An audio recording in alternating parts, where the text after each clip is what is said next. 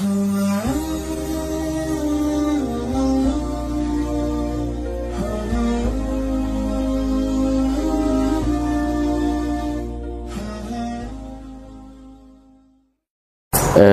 yang dimuliakan oleh Allah Subhanahu wa Ta'ala. Jadi selayang pandang saya ulang lagi, barang siapa yang mengenal dirinya, sungguh ia mengenal Tuhannya.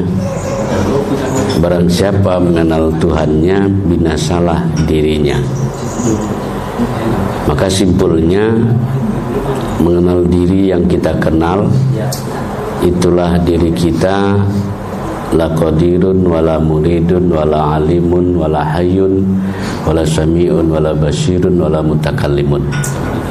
Artinya diri kita ini yang tidak punya kuasa atau lemah, yang tidak punya kehendak, yang dia itu bodoh. Diri kita ini mati. Yang kelima, kita ini peka, kita ini tidak melihat, kita ini bisu. Ya, itulah diri kita. Kalau kita mau mengenal Allah, tentu kalau kita ini nggak ada, yang ada ini siapa? Kan begitu tadi ya. Maka yang ada ini nyatalah sifat Allah, ya, yang nyata. Ya, nyatalah sifat Allah yang nyata. Jadi yang nyata di diri kita ini, ya, kalau dibawa ke sholat, yang berdiri itu kudrat, ya, yang ruku itu iradat, yang berkata-kata itu kalam, yang melihat itu. Nah, artinya aktivitas sholat itu, yang aktif itu adalah sifat Allah itu. Nah, sedangkan setelah kita tahu itu, kita disuruh Nabi lagi, mutu qabla anta mutu. Artinya matikan diri kamu sebelum kamu mati. Maksudnya apa? Jangan lagi ada pengakuan diri kita atau keakuan. Ya, jangan lagi kita akui kudrat itu kita punya, iradat itu kita punya. Udah berhentilah kita. Karena gara-gara itu kita selama ini menjadi fasik. Iya kan? Kafir kita. Karena merampok hak Allah, bukan kita punya, kita akui punya kita. Kan maling gitu. Udahlah, cukup itu. Kita sekarang bertobat. Kata Nabi, matikan. Ya, artinya matikanlah keakuan kau, egomu itu, kesombongan kau itu. Iblis kan gara-gara kesombongan, keakuan dia, itulah dia dari surga diusir. Ya, dia dari surga sombong. Ketika disuruh sujud sama Adam, dia nggak mau sujud. Dia jawab ana khairum minhu, kan keakuan dia. Sombong itu namanya. Maka diusir. Jadi kalau kita ini sombong di dunia, mau masuk ke surga, itu bisa komplain nanti iblis. Aku aja di surga sombong kena sepak. Kan gitu ya. Nah, jadi jemaah dimuliakan Allah, belajarlah kita untuk menghilangkan keakuan diri itu. Dengan cara apa? Ya, coba kita simak ini. Sekarang kalau kita paham Allah yang nyata, ya, kalimatnya gini, apakah Allah yang nyata atau kita yang nyata? Kalau analisis saya, Allah lah yang nyata, sedangkan kita gaib. Kan gitu dia ya. Allah lah yang nyata, kita gaib. Selamanya ini bagaimana? Selama kita misalnya belum kita ngaji, Allah lah yang kita gaibkan, kitalah yang nyata. Kalau sekarang nggak gitu lagi. Makanya Pak begini, lihat. Kalau di awal kita mengaji dari surah Az-Zariyat ayat 21, wa fi anfusikum afala tubsirun, kata Allah, akulah di dalam diri kamu. Awal ngaji boleh membilang begitu menurut ayat tadi. Wa fi anfusikum afala tubsirun, dan akulah di dalam diri kamu tapi tak pernah kamu pikirkan. Taulah kita yang di dalam diri. Kan gitu? Nah, itu awal mengaji. Kalau dalam mengamalkan, bukan Allah di dalam diri kita, ingat ini, tetapi kitalah di dalam diri Allah. Nah, gitu dia, Pak. Aku tanya, isinya ini apa? Teh. Kenapa nggak nampak tehnya? Iya, nggak nampak kan gelasnya. Paham tuh kan maksudnya? Nasi kotak, kalau dia belum dibuka, yang nampak kan kotaknya, nggak isinya. Maksudnya Pak, mulailah kita yang kita lihat sifat itu. Hilangkan kebiasaan melihat diri aku ini. Nah, ini coba dianalisis gitu, dipahami pelan-pelan. Karena bukan Allah di dalam diri kita. Kalau Allah dalam diri kita kan bisa pemahamannya jelek itu. Bertempat Allah kan gitu. Nah, sekarang ini Pak, supaya yang nampak Allah di diri, maka kalimatnya kitalah di dalam bentuk kalimat. Sebenarnya kita udah nggak ada, yang ada sekarang ini udah selesai sih sebenarnya. Rasakan. Nah, inilah makna tadi saya bilang, pernahkah kita berpisah dengan Allah? Fa iza sa'alaka ibadi anni fa inni qarib. Ya Muhammad, kalau mereka bertanya kepadamu tentang aku, kata Allah, fa inni qarib, katakanlah aku dekat. Dekat. Makna dekat di situ ya sebenarnya masih Al-Quran pun nutupin. Sebenarnya kalau dekat berarti masih ada dua. Yang dekat itu berarti masih ada jarak. Fa ini qarib. Nah, itu dia. Sebenarnya kita nggak yang ada di Pak dia lah. Ya Allah, makanya Pak, innalillah wa inna ilaihi ji'un. Yang datang tuh dia Pak, yang pulang tuh dia. Kita nggak ada. Justru kalau kita merasa keakuan kita merasa ada, kita merasa kuasa, kita merasa berkehendak, kita merasa kita hidup, kita mengetahui. Sudah Pak, maaf kalau ini cerita kematian, itulah berlaku hukum cabut mencabut itu Pak.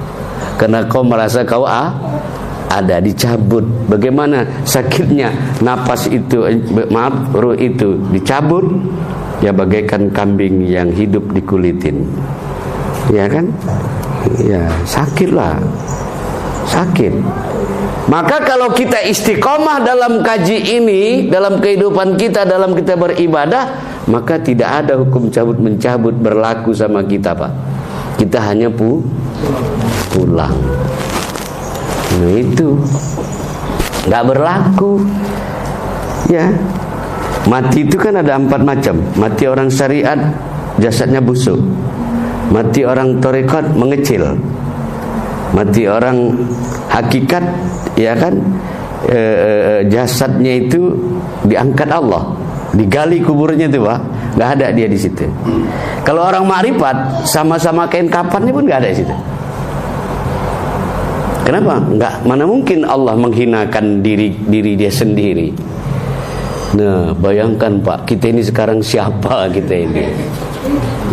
Iya, peganglah itu. Kalau merasa juga kita ini dengan kaji ini nggak pede juga, wah hancurlah. Tak tahulah aku apalagi harus kita pegang. Kita ini kan pandai kalau ada petir baca auzubillahi minasyaitonirrajim. Apa artinya itu? Aku berlindung kepada Allah. Bagaimana menerjemahkan berlindung? Kalau hanya baca auzubillahi, petirnya jadi juga itu Pak, kena kita. Iya, kalau berlindung pada bacaan. Cuma kalau auzubillahi minasyaitonirrajim, aku berlindung, orang aku tak ada, kau yang ada. Coba. Makanya tadi saya ulangi lagi, kata Rasulullah, matikan mutu qabla an tamutu. Maksudnya apa? Matikan diri kau semasa kau hidup, kata Allah. Ya kan? Insya Allah kau mati nanti dalam keadaan hidup. Coba saya ulangi balik. Matikan dirimu sebelum kau mati. Maksudnya kita ini disuruh Nabi ya mematikan diri, bukan bunuh diri Pak ya. Bu, jangan salah paham. Nanti ada pula yang korban. Ya kan? Matikan dirimu sebelum kau mati. Semasa hidup kita mematikan diri. Kan hidup mematikan diri di masa hidup. Maka kata Allah, ketika kau nanti mati, kata orang, padahal kau hidup. Itu manfaatnya. Jadi rasakanlah. Sekarang ini simpulnya Pak, bukan mempercepat ini. Rasakan saja. Kita dengan kaji ini, mari kita membangun rasa di dalam diri kita. Kalau aku tak ada, kau yang ada. Wa huwa ma'akum, aku beserta kamu. Itu saja rasakan.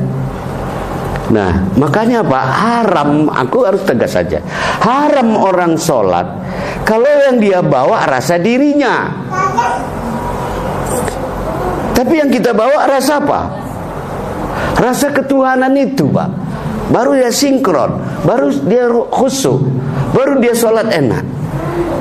Kalau rasa diri kita, keakuan kita itu najis. Najis hukumnya. Iya, nggak usah cerita pahala, malah dosa dapat kau yang sholat itu. Iya kan? Jadi rasa yang dibawa itu rasa ketuhanan itu. Satu contoh. Yuklah kita sama-sama merasakan hidup ini. Ya, hidup ini kan hayat Allah. Yuk kita rasakan ini hidup dia. Rasakan di jasad. Rasakan gitu. Sholat kita rasakan gitu. Coba, pasti ada rasa. Rasakan hidup ini. Kalau ini hayatnya Allah, rasakan saja. Ini bukan hidupku, aku tak ada, kita mati. Ya, rasa inilah rasakan. Maka tubuh itu terasa beda, ada rasa di situ. Ya, kalau dapat Bapak-bapak jemaah sekalian itu rasa, bertahanlah di rasa itu. Rasakan. Begitu. Cuma memang Pak, merasakan sifat Allah yang 7 di diri itu secara teori enak, tuntas. Tapi dalam pengamalan, waduh, ya Allah. Makanya Pak ya, maaf Pak ya, maaf. Kita nih orang sholat begini bisa jadi hakim loh. Tengokin, hancur gitu. Kita tengok orang sholat, awak saja yang betul-betul pun masih kadang-kadang muncul, kadang-kadang timbul, ya kadang tenggelam, kan gitu ya. Karena makam kita ini kan bukan makam wali. Rata-rata kita ini kan makam pahlawan semua.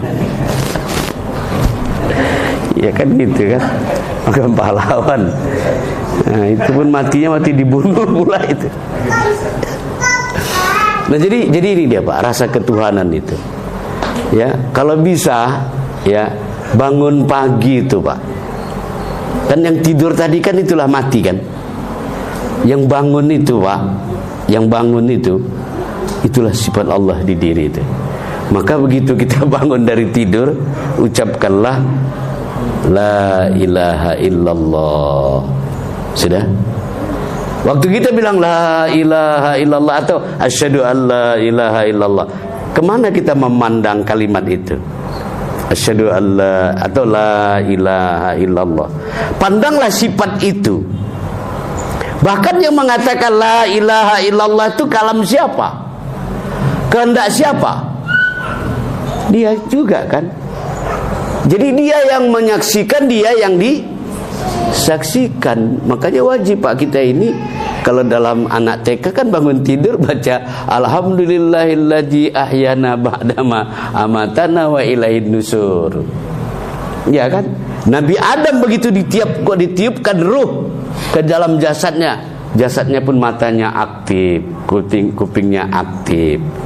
Dan dia lihat ke arah tulisan la ilaha illallah Muhammad Rasulullah. Itu dalilnya Pak Fajar. Makanya bangun tidur tuh kita Pak, itu dulu ucapkan ya. Cuma dialamatkan kemana? La ilaha illallah. Itu udah tahu lah kita sifat itu tadi dia. Kesitulah alamatkan. Bahkan dia ngomong waktu itu pun dia. Sudah. Kalau Muhammad Rasulullahnya mana? Sifat yang 7 itu pun itu juga disebut dengan Nur Muhammad. Apa kata Nabi? Man zakarona zakaruka, barang siapa yang ingat kepadaku, kata Rasul, maka dia ingat kepadamu. Kata dijawab sama Allah, barang siapa ingat kepadaku sama juga ingat dengan kepadamu. Tapi nanti kita buka itu ya. Antara Allah dan Muhammad itu pada hakikatnya adalah Esa. Ya, tapi nggak usah dulu kita buka itu. Yang jelas ketika mengatakan la ilaha illallah, pandang saja sifat yang 7 itu. Karena itu jugalah namanya Nur Muhammad. Iya kan?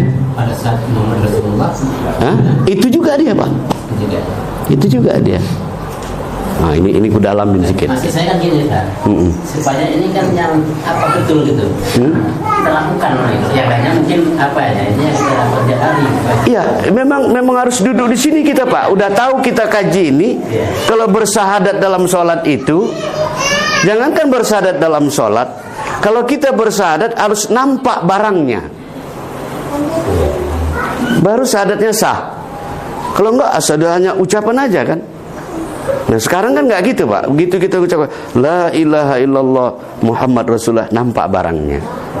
Ya, coba lihat ini, la ilaha illa Allah, ya kan? Ya, baru Muhammad Rasulullah. 1, 2, 3, 4, 5, 6, 7. Iya kan? Kalau asyhadu itu kan tambahan itu. Kalimat pokoknya la ilaha illallah Muhammad Rasulullah. Iya kan? Ini kaji kita ini cepat nih kalau bisa dipahami. Ya, aku bongkar rahasia itu ya. Ada satu paket. Iya. Ini aku bongkar ini ya. La ilaha illallah. Berapa suku kata itu? Yuk kita masukkan sifat 7 situ. Kudrat, iradat, ilmu. La, kudrat. Pas jumlahnya 7 juga ini, Pak. Kudrat, iradat. Kan pas jumlah 7 itu, Pak. Artinya apa jumlahnya ini 7? 1, 2, 3, 4, 5, 6, 7 suku kata. Iya kan? 7 suku kata. Masukkan 7 sifat itu di situ. Artinya apa, Pak? Diri kita ini sebenarnya la ilaha illallah Muhammad Rasulullah. Bilang Pak Fajar sama Allah, ya Allah, rusak kalimat la ilaha illallah Muhammad Rasulullah, baru rusak usahaku ini. Paham? Ini ilmu ini. Bawa ke dunia kan gak apa-apa. Tapi dudukkan dulu ini. Ya, la ilaha illa Allah, jumlahnya 7. Kan begitu? Sifat kita itu, sifat Allah tadi juga 7. Artinya sifat 7 itu sama dengan kalimat la ilaha illallah Muhammad Rasulullah. Kalau begitu diri kita ini sebenarnya adalah la ilaha illallah Muhammad Rasulullah. Barang siapa yang berada dalam bentengku, kata Allah, maka aku yang akan melindunginya. Jadi nggak usah pakai dukun lagi. Bilang saja dalam doa, ya Pak Fajar, keluarga semua bilang, suka rusak kalimat la ilaha illallah Muhammad Rasulullah, baru rusak usahaku ini. Tidak ada benteng yang kuat, tapi betul-betul diamalkan. Apa mungkin kalimat la ilaha illallah itu rusak? Kalau untuk dinding diri, pagar diri, Pak, tidak usah lagi pakai semar masem lah. Itu tukang-tukang bakso suka itu. Iya kan? Nah, tetapi kita sudah masuk pada itu, sudah menjadi diri kita. La ilaha illallah Muhammad Rasulullah. 7 suku kata. Paham Bapak itu? Bilang Pak, suka rusak kalimat la ilaha illallah Muhammad Rasulullah, baru rusak jasadku ini. Nah, jadi ini artinya Pak, mana mungkin di dunia ini kita diganggu orang. Sudah, inilah ilmu kebal itu. Yang berani ngetes kayak gini Pak Min. Maka sayang tak ada dia. Iya, Ustaz kok nggak berani? Iya kan, berani sih, cuma kan gak enak, malu. Ini dia kalimat itu. Jadi kalau ini yang datang, ini yang pulang, berlaku siksa kubur. Makanya mutu qabla anta mutu, matikan keakuan dirimu. Jangan kau pernah merasa ada.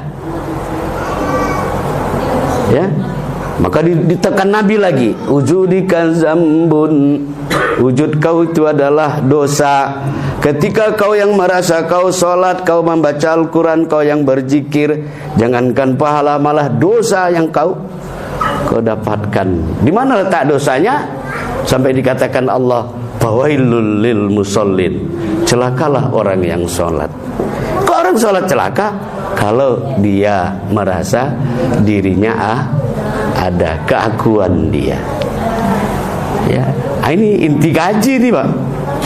Walaupun kita 2 kali ketemuan, cuma melatih mematikan diri ini, menghilangkan keakuan, tidak seenak mendengar cerita ini Pak. Kadang-kadang kalau sudah datang suatu cerita ya kan, mana ingat kaji. Makanya Pak, kalau dalam mengamalkan kaji ini saya bilang, mau minum teh ini pun ketika ini saya angkat, saya tetap memandang kepada iradat itu. Bukan kehendak saya yang minum, tapi karena Allah titipkan sifat iradat di dalam diri kita, berdasarkan itulah kita minum. Paham? Coba lihat. Wa ma yantiqu 'anil hawa illa wahyu yuha. Nabi itu gak ngomong, gak berbuat kalau bukan karena wahyu. Gak mau Nabi itu kayak kita ngomong sembarangan. Konsep hidupnya adalah berdasarkan wahyu, yang diwahyukan. Dia ngomong berdasarkan wahyu, dia berbuat berdasarkan wahyu. Kalau kita kan gak mungkin dapat wahyu. Kalau gitu Bang minta izin, kita berdasarkan apa sekarang ini kita berbuat? Kemana kita pamitannya? Wasilahnya kemana kita? Lihat dari sifat yang 7. Lihat dari sifat yang 7 itu. Kudrat, iradat, ilmu, ayat, sama, basar, kalam. Ya, dari situlah Pak. Kalaupun bawa mobil itu, bisa kok ngamalkan kaji situ. Tapi jangan dilepas gitu, biarkan dia jalan sendiri. Oh, tak mau aku pulang. Iya kan, udah tinggi kali kaji itu ya kan. Jangan cuma rasakan waktu memutarnya itu, rasakan kudrat itu. Itunya maksudnya. Ya, kita mengikis keakuan diri, menghilangkan keakuan diri, karena keakuan diri itu adalah sama dengan iblis, sama dengan setan. Ya, kita main kasar-kasar aja. Iya. Nah, sudah berapa lama kita yang mengaku kita keakuan itu? Ya, satu sisi kita bilang kita harus esakan Allah. Apa yang esain Allah? Yang dia ngomong itu aja sudah lama dia mengaku keakuan diri dia. Dia klaim sifat itu dia punya. Gimana itu? Kalau rumah sewa disewa, tidak sewa aja, nggak usah dibikin pengumuman di situ. Rumah Pak Ruko, Pak Fajar ku sewa. Tapi Pak, ku bikin spanduk. Ruko ini mau saya jual gitu. Gendeng nggak itu? Ya kalau nyewa aja lah, tapi jangan ditulis ruko Ruko ini mau kujual. Dampaknya itu kenapa nih Ustaz? Ini orang nyewa kok rumah orang mau dijual ya? Kan maling itu. Sama dengan orang mengakui sifat Allah itu sifat dia. Oke, saya koma. Silakan yang mau bertanya. Karena kalau nggak bertanya nanti ngantuk ujungnya. Silakan.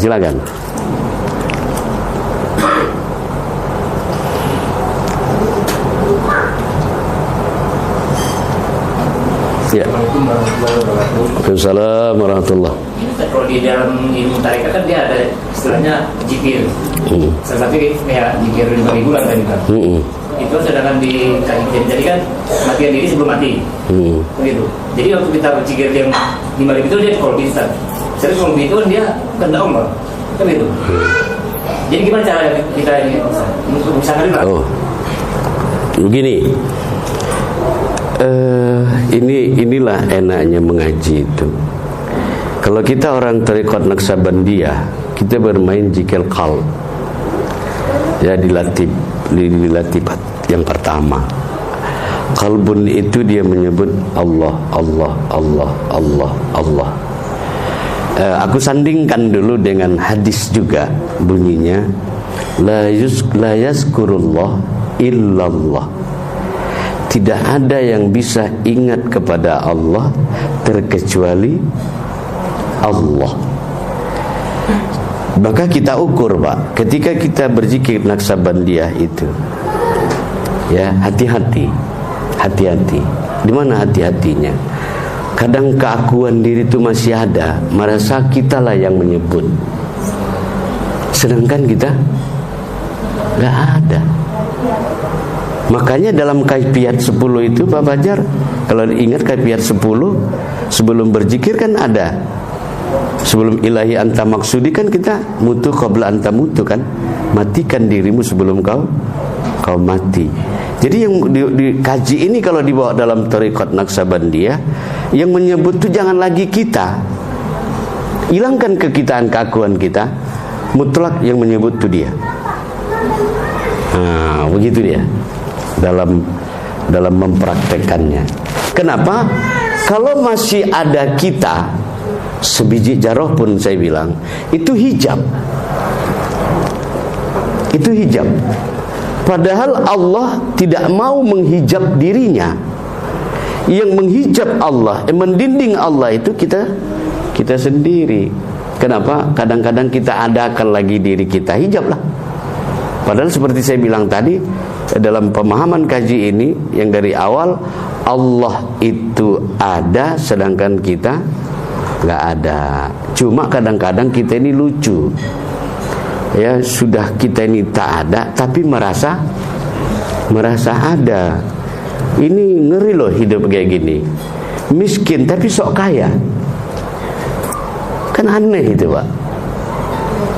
Itu apa? Nah, dari dalam kajian tauhid pun mengajari interaksi sosial. Ini sama-sama seperti sholat juga ya? Iya. Makanya Pak saya bilang tadi, inilah yang harus betul-betul dipahamin ini. Ya, jangan sampai kita merasa ada. Maka bersyukurlah ya ketika orang tidak melihat dirinya. Dia tidak ketemu dengan dirinya, tetapi dia ketemu dengan sifat Allah di dirinya. Tak nampaknya lagi Pak dirinya itu. Makanya maaf ketika habis kita sholat, ya yang kita pahami ini, kita tafakur. Kalau di upacara hening cipta namanya ya kan, tafakur. Kita pandang, kita rasakan sifat Allah itu. Kita rasakan. Kenapa? Karena Allah itu sangat nyata di dalam diri. Huwal awwalu huwaz zahiru wal batinu. Dialah yang zahir dan dialah yang batin. Bang, minta izin Bang supaya enak kaji ini. Abang nampak enggak sifat Allah di diriku ini? Nampak? Ini imajinasi atau fakta? Nyata kan?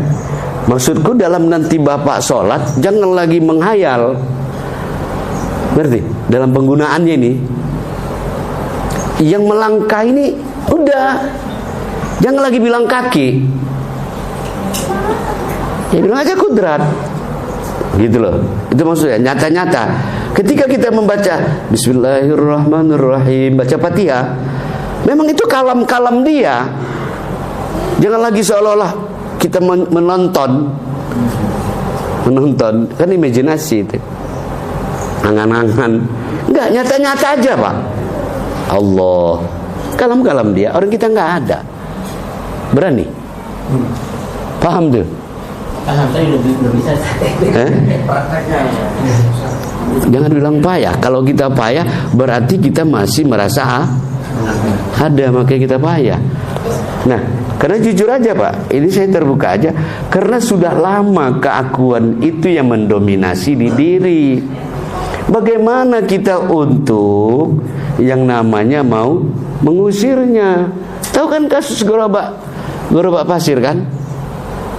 Tanah-tanah sisa ditempatin orang itu, diklaim belakangan bikin faktor tua, lalu buat rumah di situ, mau diusir nggak bisa. Ya kalau diungkap sejarah dia nggak bisa nempati itu. Nah inilah yang terjadi pada diri kita. Bahkan coba zolimnya kita selamanya ini, saya katakan apa? Allah kita gaibkan, diri kita yang kita nyatakan. Nggak bisa, itu perbuatan haram itu. Yang nyata itu dia. Orang kita dia dibilang la qadirun wala muridun wala alimun wala hayyun. Itu Pak, maaf minta izin harus hafal itu kalimat gitu itu. Sehingga bila perlu kalau kita misalnya agak-agak lamban gitu ya. Ya kebetulan paketnya udah mau habis, lambat loading gitu kan. Dibaca itulah qadirun wala muridun wala alimun wala hayyun wala samiun wala basyirun wala mutakallimun bihaqqin illallah gitu. Ya dibaca-baca itu Pak. Ini supaya enak. Nah, jadi kalau udah dibaca itu, aku tak ada, aku tak berkehendak, aku bodoh, aku mati, aku peka, aku bisu. Ya, aku buta, aku bisu. Oh, ini aku berarti nggak ada. Ya Allah, tengok. Kita akan diberi Allah kemuliaan.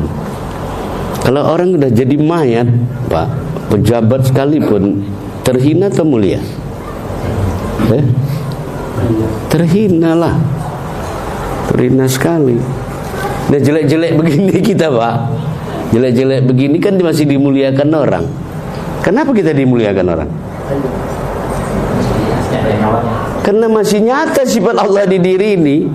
Kalau begitu kita mulia ini karena jilbab yang mahal, baju yang mahal, karena memang gelang itu semua kiri kanan emas, cincin pun semua emas.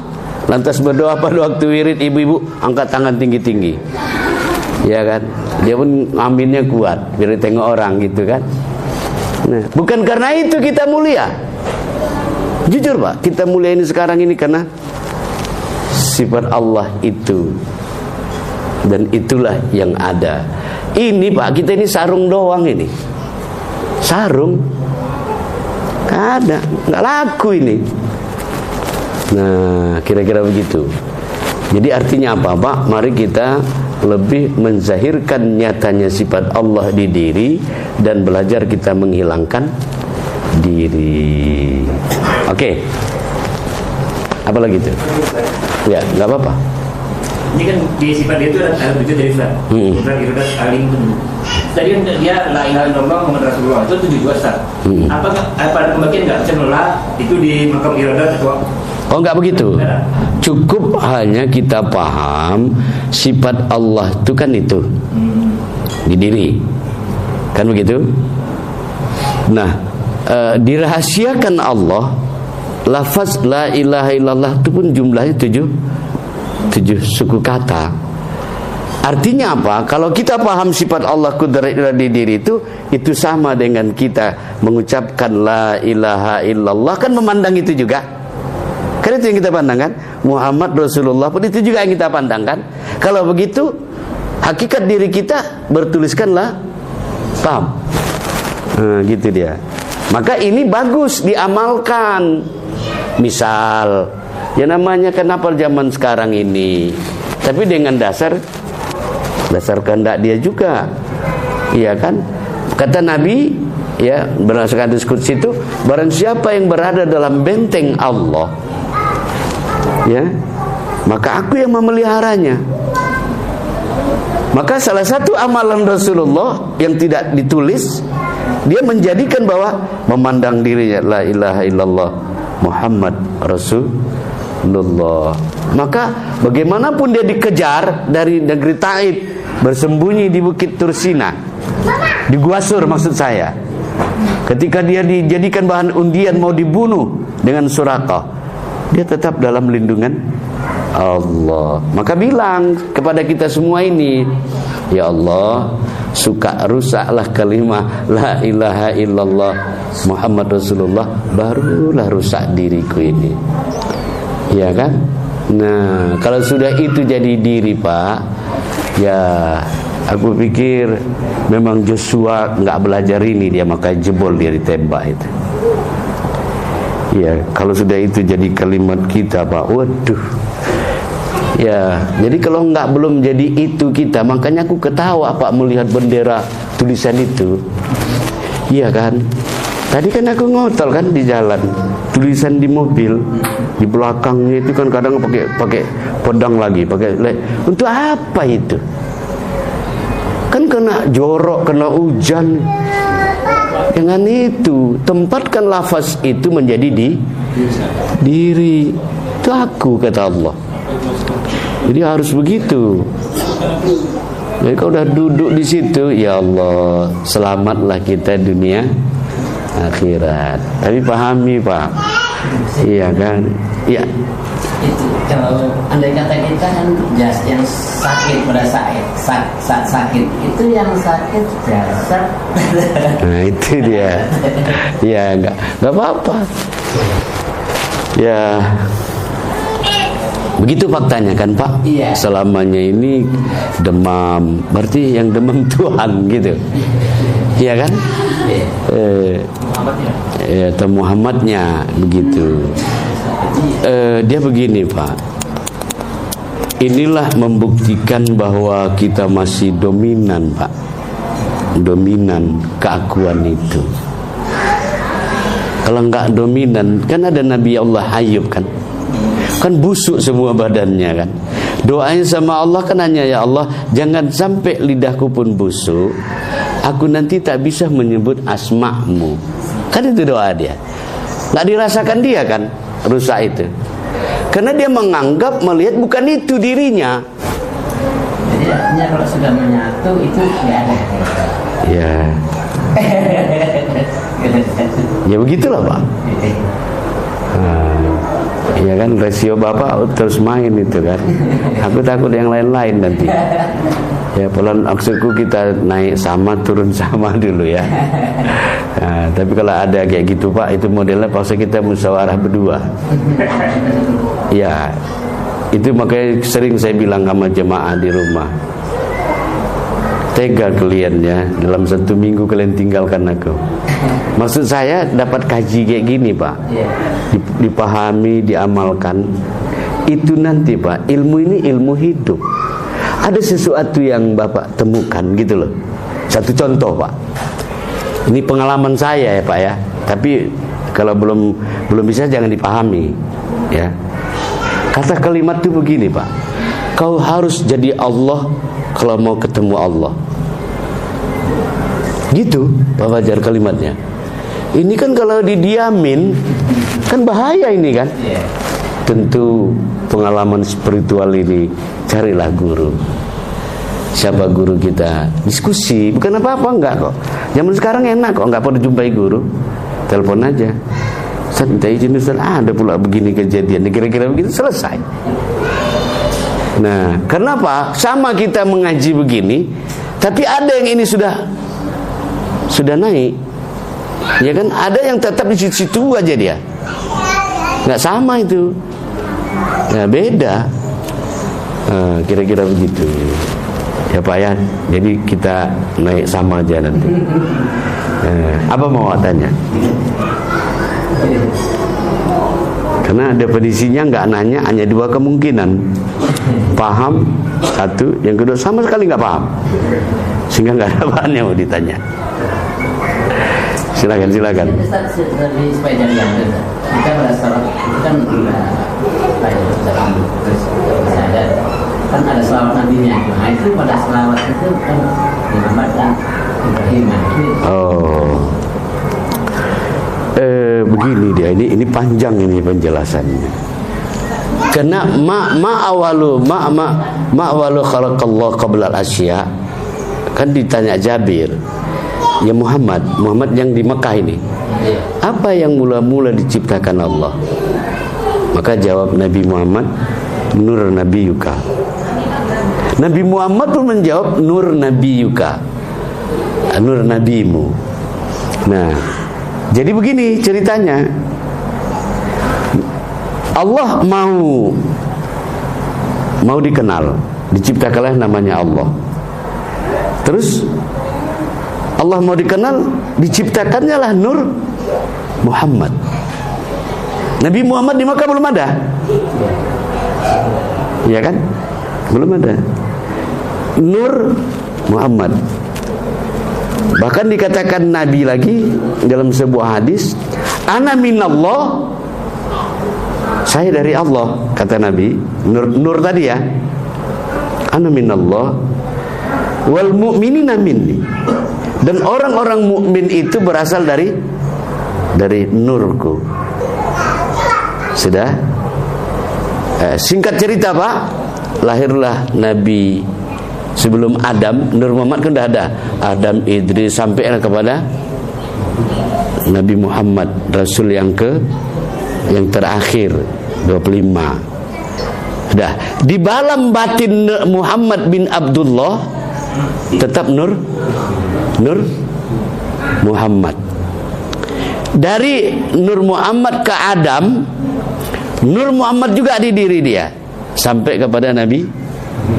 Bapak bilang tadi dalam sholat ada Nabi Ibrahim. Nah, maaf, meninggallah Nabi Muhammad di Madinah, itu sekarang kuburannya, kan begitu? Kemana pergi Nur Muhammad itu Pak? Kemana pergi Nur Muhammad itu?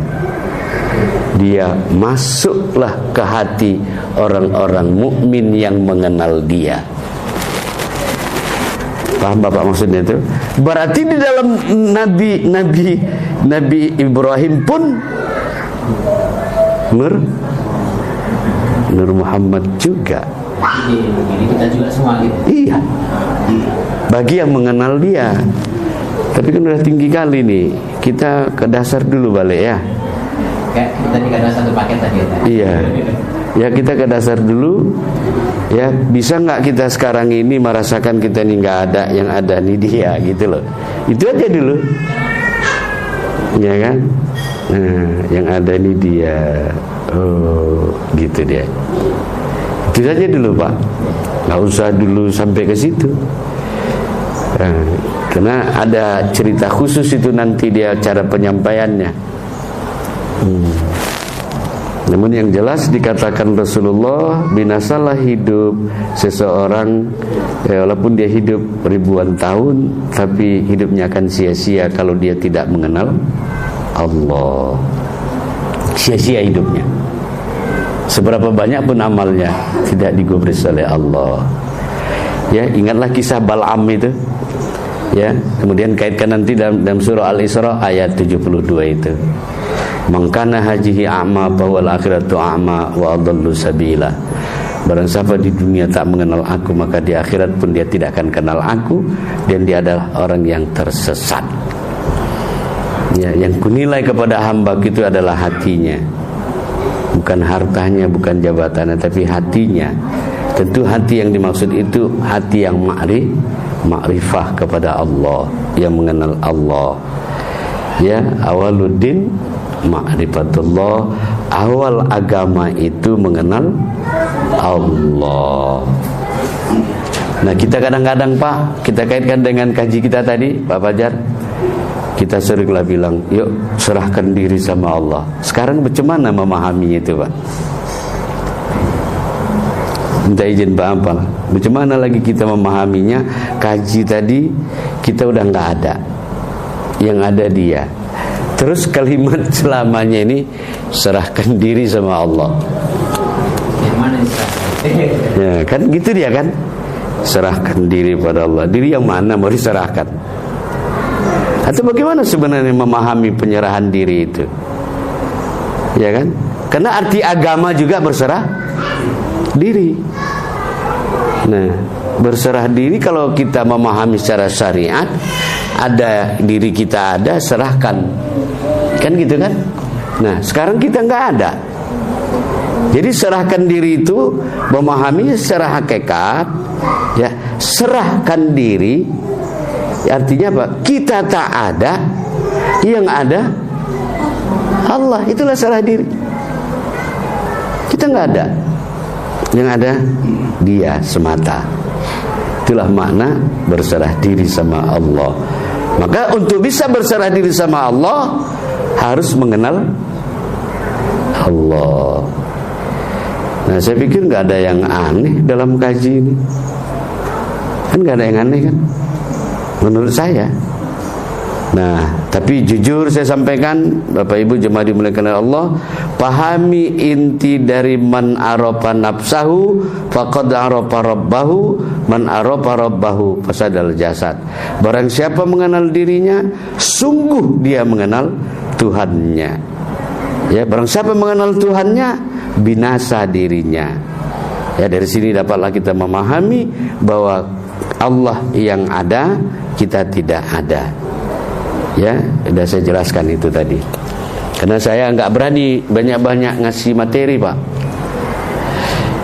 Jadi kesimpulannya begini, paham yang kita dapat, ya maaf Pak, supaya jangan salah kita, paham yang kita dapat dari majelis malam hari ini, itulah hakikat mursyid. Itu mursyid itu, Pak. Kalau mursyid kan secara syariat ada guru kita gitu ya. Itu tetap syariat. Tapi ilmu yang Bapak pahami itulah mursyid. Itulah hakikat mursyid. Nah, kalau begitu yang memahami itu mursyid. Kalau begitu mursyid yang hakiki itu siapa? Nah, balik ke situ dia. Makanya asik ngaji ini. Kalaupun kita buka bab yang lain, keterkaitannya di situ. Kembali. Makanya ini saya katakan tadi dasar pokok. Jadi pokok, dan biasanya memang harus diulang dulu untuk mengingatkan seperti itu. Iya. Ingat Pak, syariat tanpa hakikat batal. Ya. Kalaupun nanti pada akhirnya kita udah mahir di hakikat, tapi syariat jangan tinggal. Nggak boleh. Itu etikanya. Syariat tanpa hakikat batal, hakikat tanpa syariat sia-sia. Sama-sama nggak berguna. Ya, jangan nanti kalau begitu aku tak ada, kalau gitu nggak sholat, ngapain aku lagi sholat? Kan gitu. Ya, jangan salah memahaminya. Ya, sejalan dengan kita mengamalkannya, memahaminya, ya biasa-biasa saja. Ya, cuma saya mau ini kaji, tolong jangan dipikirkan. Ya, jangan dipikirkan, tapi dirasakan. Dirasakan. Ya. Yeah. Aku rasa kalau ini bisa kita bangun di diri rasa ketuhanan itu, Pak. Ya, aku bercerita lah ya. Ketika Rasulullah ke Taif, kan diusir, bersembunyilah bersama Abu Bakar di sebuah gua. Gua itu lebih kurang besarnya kayak ruangan ini. Artinya kalau ada orang masuk, nampak orang di dalam. Yang terjadi pada waktu itu kan Abu Bakar ketakutan, karena kejaran orang kafir itu targetnya tangkap Muhammad hidup atau mati. Ya, Abu Bakar ketakutan walaupun dia melindungi Abu Bakar. Nampak Rasulullah, Abu Bakar ketakutan karena dia pucat berkeringat dingin. Ya, kata Rasulullah, Pak, coba lihat ini. La takhaf wa la tahzan innallaha ma'ana. Ya Abu Bakar, jangan takut, jangan gentar. Allah beserta kita. Coba, kesadaran apa itu? Kesadaran tentang keberadaan Allah dalam dirinya. Ya, bisa merubah rasa ketakutan menjadi berani. Itu satu. Ketika Rasulullah di kota Mekah, siapa bisa menangkap Muhammad hidup atau mati akan diberikan hadiah 100 ekor unta. Berapa Avanza itu sekarang? Coba dikali-kali lah, tanya dulu di Arab berapa seekor unta. Kan gitu. Suraqah seorang preman besar, dia berharap dia mendapatkan Rasulullah. Ya, karena dia preman, ketua OKP kalau sekarang ini. Nggak ada ketua OKP sini kan.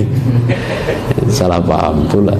Sudah, apa yang terjadi? Jumpa Suraqah, dia sedang istirahat di sore hari, dicabutnya pedangnya, ditaruh ke leher Rasulullah. Saking tajamnya pedang itu, kulit harinya ini luka waktu diletakkan begini. Apa kata Suraqah? Ya Muhammad, siapa yang bisa menolong kau? Artinya apa? Matilah kau ini, kira-kira begitu kalau bahasa kita. 3 kali disampaikannya, siapa yang bisa menolongmu ya Muhammad? Jawab Rasulullah. Ya, dia katakan 3 kali diucapkan Rasulullah. Muncul, bukan dia yang mengucapkan itu. Kalam siapa kan gitu? Allah. Dia katakan Allah, Allah. Ternyata punya energi. Suraqah itu yang begitu gagahnya, lemas, tiba-tiba pedangnya jatuh. Kira-kira kalau besok ada razia, tahan polisi, mana SIM, STNK gitu. Diam aja gitu. Allah, gitu. Kira-kira selamat nggak itu ya? Maksud saya jangan kurang kerjaan, iya kan? Jangan gitu. Itu ada makomnya, ada kaji khususnya. Nah coba, yang terbangun di diri Rasulullah itu, ya dia sendiri pun beriktikad bukan dia. Maka ilmu yang kita kaji inilah ilmu wali-wali Allah. Duduk kaji ini Pak, walaupun orang tua keluarga kita, istri kita enggak mengatakan kita wali selain dari wali nikah, ya kan? Tapi kita di hadapan Allah, innal auliya Allah la khaufun alaihim wa lahum yahzanun. Ada beban itu Pak. Kita ini Pak punya problema hidup karena keakuan. Sudah. Dan kita tidak sadar kalau masalah yang kita hadapi itu, ya kan, itu hanya di akal. Nah, jangan masukkan ke diri. Kita kan kalau ada masalah kan, waduh, masuk ke diri. Ya, kurus kering awak ya kan, memikirkan masalah itu. Katakan aja masalah itu cukup di dalam pikiran. Jangan masuk ke dalam tubuh, nggak boleh. Tapi kalau kaji kita ini Pak harus masuk, gitu.